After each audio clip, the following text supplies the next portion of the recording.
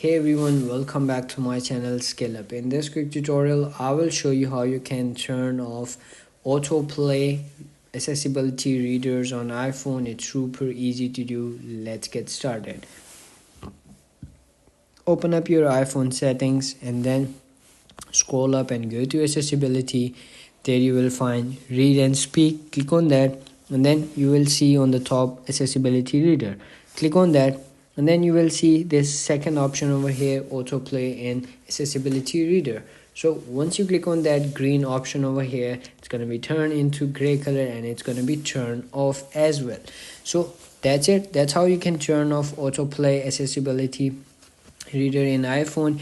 If you found this video helpful, don't forget to like my video, subscribe my channel Scale Up, and also drop me a comment for more tips and tricks videos. Thanks for watching. See you in the next video. Have a nice day. Bye bye.